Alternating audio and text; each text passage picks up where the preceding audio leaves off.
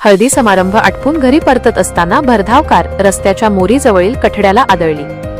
या अपघातात दोघांचा मृत्यू तर एक जण गंभीर जखमी झाला। रविवारी सकाळी 6:30 वाजता मुंबई नाशिक महामार्गावर आटगावाजवळ ही घटना घडली। मयुरेश विनोद चौधरी वय 29 वर्षे राहणार तानसा व जयेश किसन शेंडे वय 25 वर्षे राहणार उंबरखाड अशी मृतांची नावे आहेत। आटगाव येथील संघवी कॉम्प्लेक्स पुढे मोरीजवळील कठड्याला कार धडकली। अपघातात मयुरेश व जयेश गंभीर जखमी झाले।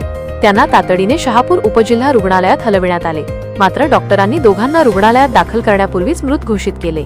तर हर्षल पजाधव वय 29 वर्षे हा गंभीर जखमी झाला। या अपघातातील मयुरेश चौधरी याचा 15 दिवसांपूर्वी साखरपुडा झाला होता।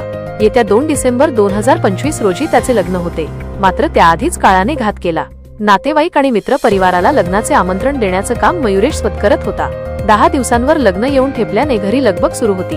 23 नोव्हेंबरला मयुरेश आणि त्याचे 2 मित्र लग्नपत्रिका वाटप करून मित्राच्या कारने येत असताना आटगाव जवळ भीषण अपघात झाला। या अपघातात मयुरेश आणि जयेश जागीच ठार झाले। जयेश हा देखील कुटुंबातील एकुलता एक मुलगा होता। ज्या दिवशी मयुरेशचे थाटात लग्न होणार होते, दुर्दैवाने त्याच दिवशी त्याची दशक्रिया विधी होणार आहे।